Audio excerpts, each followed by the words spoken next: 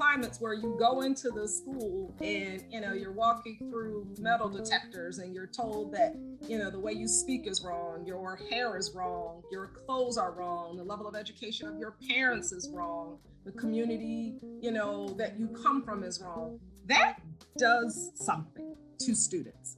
Welcome to EdFix. I'm Michael Feuer, your host, and this is your source for insights about the practice and promise of education. It's a special delight for me today to introduce Adjoa Asamoah, founder of the ABA Consulting Group, an authority on racial equity, expertise in organizational and leadership development, a friend of GW and GSHED, in fact, a distinguished honored doctoral degree candidate in our Graduate School of Education. Welcome, Adjoa. Thank you so much.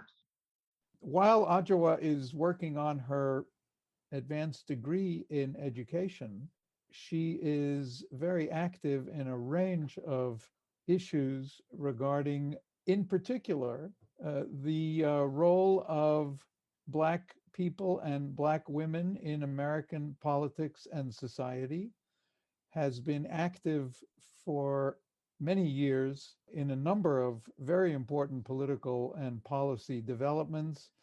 And why don't we just start, Adjoa, with an update on something called the Crown Act? Well, thank you so much, Dean, for having me. It is truly my honor to be able to spend this time with you chatting. The Crown Act is something that I am very proud of. I wear a few hats, which you mentioned, and that includes being a political and social impact strategist. But as it relates specifically to the anti-hair discrimination movement, I am all things racial equity champion who developed the legislative strategy for and who leads the advocacy efforts nationwide to pass the Crown Act. There is a very long-standing history and problematic practice of racial discrimination, including hair discrimination. For most of this country's existence, discrimination has been legal. So I view my contribution to fight towards actualizing liberty and justice for all as working at the intersection of both policy and politics. As it relates specifically to hair discrimination, there have been countless cases where Black people have been discriminated against for wearing natural hair and or protective styles, which include braids, locks, twists, bantu knots, etc. This prevalent form of discrimination includes being fired, being passed over for promotions, and even having offers of employment rescinded. It impacts the upward mobility of the individuals and families that are affected, and it has been the reason far too many of our children have missed what should be valuable instruction time and have had negative educational experiences. As I think about the work that I've done at the local, state, and federal levels, I think about a student who was sent home in tears because she wore beautiful braids that were deemed a violation of school rules. I think about a student who was told he could not participate in his graduation ceremony with his friends due to wearing locks, which were for him a display of cultural pride. I also think about a student wrestler who was forced to have to choose between having his locks cut and his identity attacked or forfeiting a match he had earned the right to participate in. Now, I've mentioned wearing a few hats. One of those is as a clinician and as someone who started out in K-12 education, having earned credentials as a pupil personnel worker and a psychometrist, and I'm still a licensed behavior specialist. And I share that only because I have witnessed the harm that negative school climate and cultures can do. And I know the psychological impact of being told essentially that the way you were born and how you show up in schools is not okay. That's something no child should have to endure. The damage to one's self-esteem can be long-lasting, and the perceptions of self-worth can be impacted, all in ways, again, simply shouldn't exist. So, to put a button on this, because I could literally talk about this all day with you because it just so happens to be part of my research, I personally work with and supported elected officials to pass the Crown Act in more than 20 state legislatures across the country. So it hasn't been passed in all states, but I am working with members in a number of different states. I got a chance to work directly with my friend, former Congressman Cedric Richmond, to pass the Crown Act in the US House of Representatives. And I'm still working with my friend, Senator Booker, to ensure that it passes in the Senate. The Crown Act is the legislative fix to the issue of hair discrimination. Now, we must both work to shift both policy and culture, but the Crown Act essentially extends statutory protection by amending the definition of race to include those traits that are historically associated with it, such as hair and hair texture and hairstyle. So it's critically important. It's a movement that has taken the nation by storm, and I'm very proud to do this work. This is one example of your work on the big problem of racial equity, racial inequity, racial injustice. Give us some other examples of work you've been doing to try to improve racial justice. So I have done quite a bit, at the risk of sounding far less humble than I actually am. I worked to lead the community efforts to codify the nation's first Office on African American Affairs here in the nation's capital. It was a mayoral order, I should note that, but in acknowledgement that the demographics in DC were changing considerably, I thought it was necessary to have a permanently established, a legislatively established Office on African American Affairs.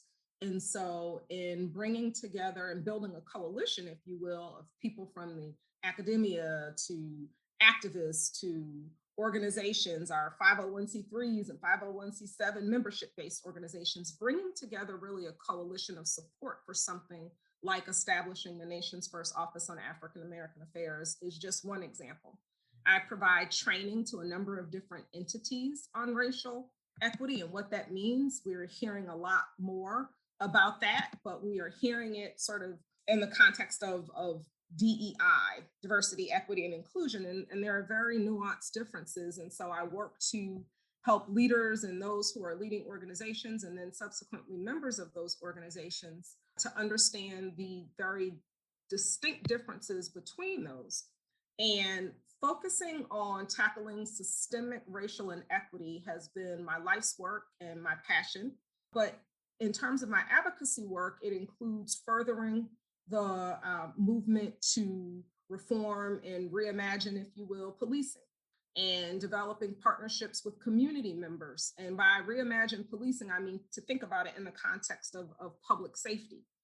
Educational equity has been and continues to be my personal mission, if you will. So really working to support educators, encouraging lawmakers to invest considerably in public education, protecting students' civil rights tops my list in terms of priorities. And particularly, I should note that dismantling the school to prison pipeline has been a passion of mine. I have worked in K-12 school settings, and I've witnessed how we are all socialized differently and we bring our own lived experiences to the classrooms. And there are times in which those classrooms are not conducive to what we are actually asking our students to do. And so that's how I ended up here in DC and here at GW, is recognizing I had done the one-on-one, I had become a clinical supervisor, I'd become a founding director of one of only 2 Black mental health agencies in Philadelphia. And then I wanted to really look at this issue of the criminalization of Black children in schools, which is what prompted me to come to DC to do my doc work at GW. Decades after the Supreme Court's landmark decision in Brown versus the Board of Ed, those inequities in K-12 education continue to persist. During the Obama-Biden administration, we made considerable strides towards creating a more equitable education system. But I'm thinking back to that Dear Colleague letter that was sent in 2014, I believe, and it was issued from both the Departments of Justice and Education. And they issued a school discipline guidance package to address the disproportionality in school suspensions. That Dear Colleague letter warned against administering student discipline in ways that are discriminatory. They offered evidence-based actionable steps and provided a summary of school discipline laws. And so really working to tackle the school to prison pipeline to dismantle it has been another way in which I have sort of lived out my commitment to tackling this anti-Blackness and really advancing racial equity. If I understand you correctly, there is substantial evidence that these kinds of punitive acts are very disproportionately oriented toward children of color, toward Black children in particular. Absolutely. Say a little bit more about the evidence base on that and where you think we've made some progress and what you think would be maybe the most important things we should be focused on now that we perhaps have a chance to rethink many of our school policies. Well, rethinking it, I think, is spot on. I think that meaningful education reform to improve educational outcomes for students who have been marginalized by systems requires officials to develop them in tandem, if you will, with educators, parents, advocates, students, et cetera. We have over 4 decades worth of research to confirm that this type of disproportionality exists. We can have conversations about, the why and how to fix it, but the research is there. The data are there. It proves that the Black and brown children are suspended at rates that are higher than their white peers. So we know that the issue exists and that it's problematic.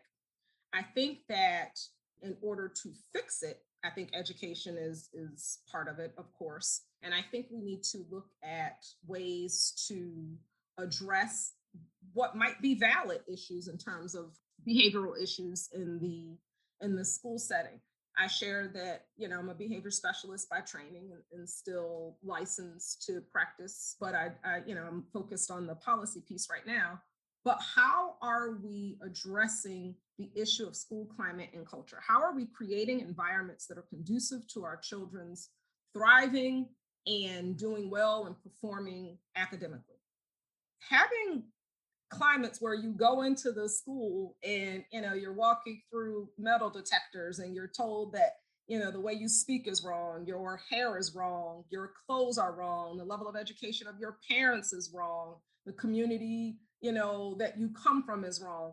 That does something to students, and it does not create an environment where our students can be can perform at their levels, at their highest levels, and be their best selves. And so thinking about alternative approaches to school discipline, thinking about whether that's positive behavior supports or looking at restorative justice practices, it really requires us to rethink it, where we are not operating from a deficit model, but that we are actually trying to create climates that are respectful for all who are involved. And I will be the first person to acknowledge that being an educator is hard. I have been in those classrooms. You are juggling so much. And so this isn't a dig on educators or even school leaders, versus looking at the ways in which school discipline disproportionately impacts those Black and brown students is where I am focused on making gains. But it does require us to reimagine the concept of discipline to really shift to public safety, which is something that has to be co-constructed. You can't tell me I feel safe in a school environment. It's something that we all have to come to consensus on, if you will. And it has to be co-constructed, I should say. What's the connection between the school and the prison in this model that we're thinking of? What I am saying is that if you are having a crisis or something that requires clinical intervention, you should receive clinical intervention. What we've seen in schools is that folks are relying on school resource officers and police to address issues that warrant clinical intervention. And so I have yet to meet, a group of police officers who are trained to do what I'm trained to do in terms of de-escalation, et cetera, as a clinician. So we need to think about investing in having more mental health counselors, professionals, whether it be licensed professional counselors, social workers, et cetera, in the schools, to ensure that when you are actually needing clinical help, you can get the help versus having contact with the police, we have found that students who have had challenges behaviorally in schools have then had their first contact with the police and the criminal justice system as a result of being a student in schools. So don't call a police officer on me, call a social worker or a clinician to come and help me deal with what it is that I'm dealing with. So you got into this line of work. You said you were in K-12. Say a little bit more about what kind of work you were doing in what kind of schools. So I was in Philadelphia and I did my undergraduate work in Africana studies and psychology, and in part for two reasons. One, I really wanted to understand how Black people were able to thrive given everything that we had been through. But two, I really wanted to understand the culture of silence and stigma around issues of mental health. So I started working as a one-on-one while I was in graduate school. And then I went on to become a behavior specialist where I would essentially supervise the one-on-ones, and then became a clinical supervisor, then supervising those who were, the behavior specialists and so on and so forth. But it really came out of, in terms of my work in K-12, I did an externship, and I witnessed students who I thought were not really displaying, child temperament, if you will, that I thought was acceptable. They appeared to be, and I'm not a psychiatrist, so I should preface this with saying that, but they appeared to be overly medicated and just kind of walking around like zombies. And I thought that was a problem. And so I said, I want to be able to advocate effectively for students like this. So that's how I got into working in the school settings. So I was working with students who got into this to work with students who I thought actually needed my help. But in doing so, I witnessed often the students were not the problem. It was the school climate. It was the school culture. It was the policies that were implemented that were problematic. I've witnessed students who I thought shouldn't be in special education, and they were being warehoused essentially and basically told to, go in the corner and color. And they weren't really being, taught in a way that I thought was consistent with what should be happening. And so the advocacy piece, arguably I got it honestly, if you will, given who my parents are. But I really started advocating for those students who didn't need my services as a result of me working in this field to work with students who did. So that's sort of the beginning of my K-12 story. Again, witnessing too many injustices, I decided to shift and to tackle this from a policy standpoint. And that's how I got here. Indeed. And there are some people right now who, in the light of what we've experienced because of the pandemic, which has exposed so many of the underlying flaws in the system that have existed well before the pandemic, that we may be at an inflection point, and that the future will require us to get serious about ideas such as culturally responsive teaching, about reforms in the way we visualize the word accountability, about the way in which we're preparing future teachers. There are people who are, working and worrying about how can we prevent ourselves from just going back to an unacceptable status quo, and use this moment to really push forward with some progress, which leads me to my question about your involvement with the Biden-Harris campaign, about your work in particular on the inaugural committee. This was a heck of a strange inauguration we had in so many ways. Give us a little bit of kind of insider baseball on what that was all about. Well, thank you for asking that question. I had the privilege of serving as the National Advisor for Black Engagement for the Biden-Harris campaign, which essentially required me to engage in ways that were meaningful with the Black community, not just surface, not just telling people who to vote for, but sharing why you should vote for the Biden-Harris campaign. And for me, it was really about the focus on racial equity. President Joe Biden launched his campaign for president by stating, "We are in the battle for the soul of America," which resonated with several folks. You mentioned the pandemic shedding a light on so much. And I think that the killings of Breonna Taylor and Ahmaud Arbery drew this country to another watershed moment last year. And amid a pandemic that disrupted life as we knew it, I think it was a lot. What I saw, particularly in my role of engaging with the community, was the desire to affect systems change and viewing this particular administration as a means of doing that.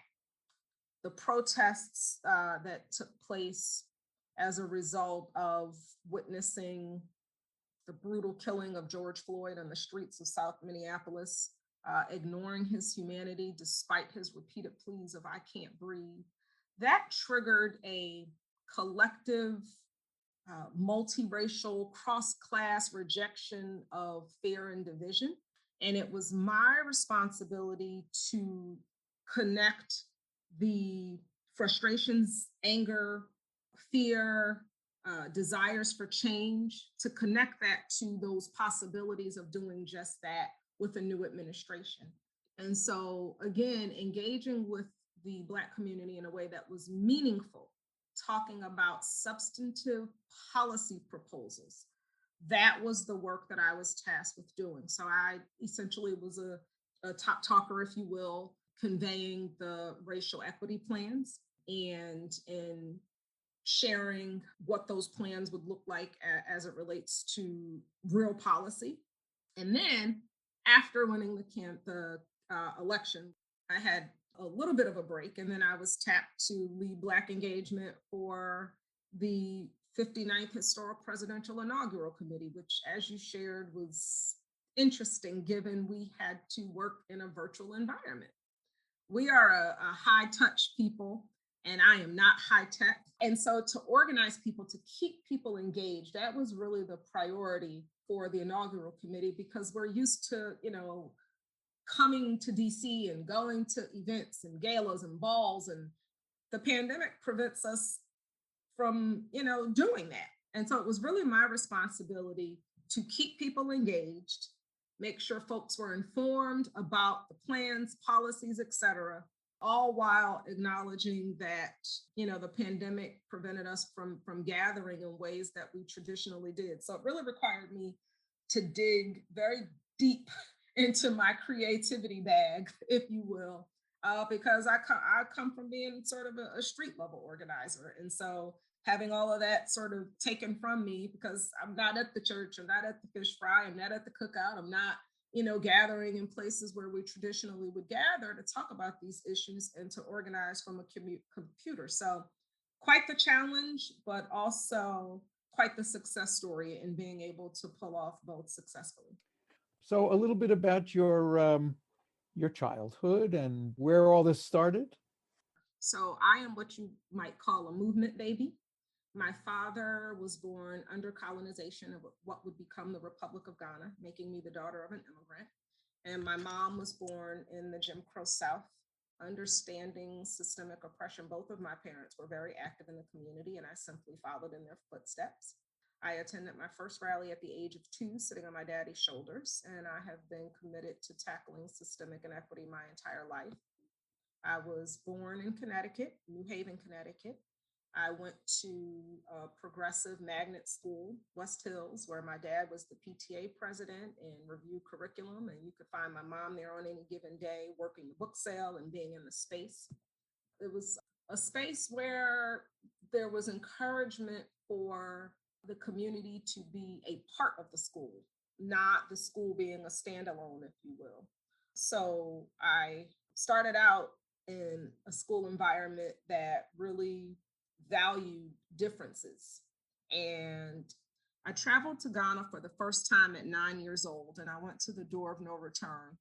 I couldn't wrap my head around the dehumanizing stories about the Middle Passage and the idea that people were chained to each other, and the transatlantic trade of enslaved Africans. I couldn't wrap my head around how that could happen to humans, from humans. So I guess, as unreal as it sounds, that's when I made the actual decision to do something to improve the lives of Black people. I didn't know what that something was, of course, and it would take on different forms over the course of my career, but that was a life-changing moment for me. I then went to Hopkins for high school, which is the third oldest secondary institution in the country, founded in 1660.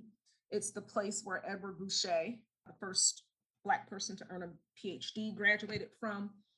It's a very white place where there are several wealthy people in New England who send their children there. I was neither, but I was the nerdy cool kid who wanted to go there, even though nobody in my neighborhood knew the school even existed. It was a big, beautiful campus where I learned a lot about class and racism and what resources could expose you to. It's where I led my first issue campaign, arguing to end the use of the language headmaster, because for me, it symbolized something very different.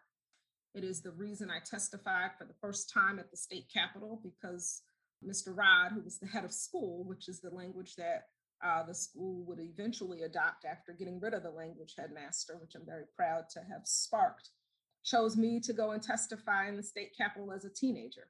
I currently serve on the Alum Association board and actually have a meeting today with the head of school, who's the first Black one in the school's history. It was challenging culturally there, but I wouldn't trade that experience for anything. I was elected as a Black City Union president and a founding board member of Summerbridge, student board member and faculty. So I got to sit at the table with James Comer as a high school student. And I did an internship at the All Child Studies Center as a result.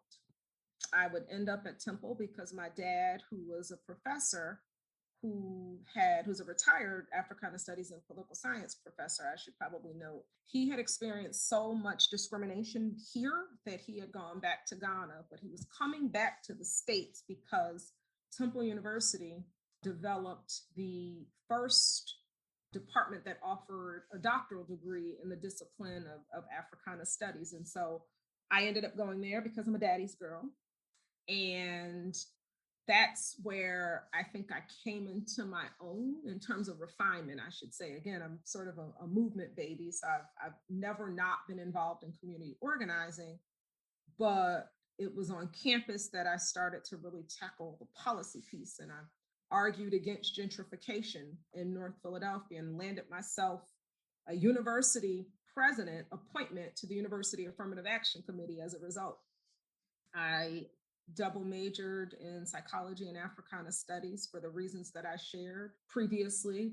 I went on to do my master's in educational psychology. And then if I wasn't a big enough nerd, I did my postmaster's in applied behavior analysis, started working in K-12, won so many lawsuits, working with clients that essentially I was asked by the school district to come in and train on issues like ecology and culturally responsive approaches to school climate and culture and so on and so forth.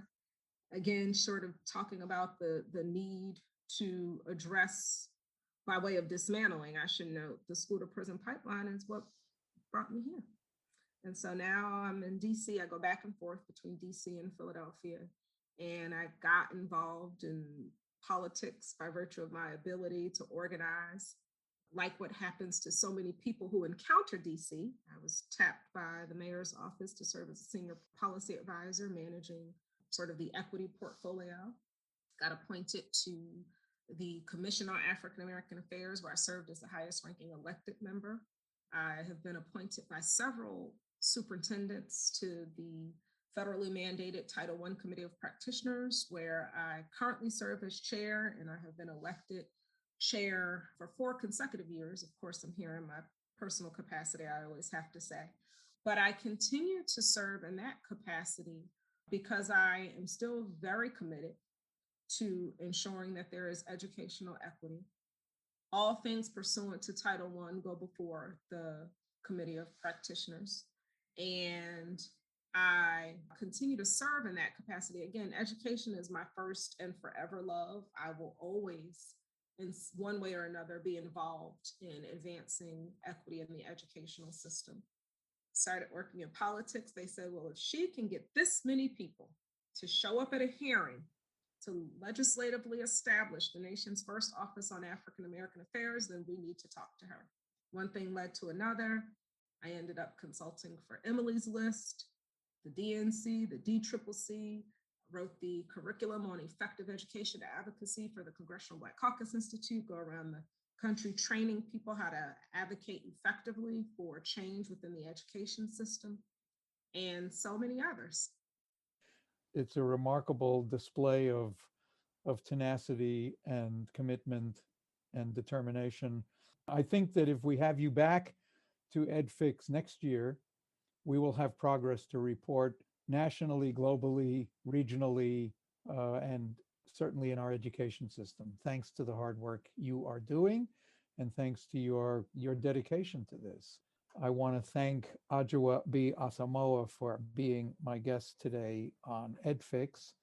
If you enjoyed this episode, you can subscribe to the EdFix podcast on iTunes and Spotify and iHeartRadio or Player FM or wherever you listen to podcasts.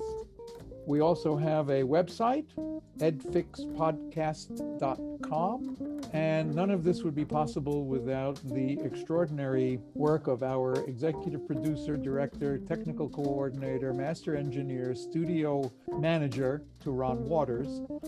Adjoa, thank you again for being with us. God bless, and keep telling us about how things are going. Thank you so much for having me. It's been a true honor, and I look forward to staying in the fight for progress with you.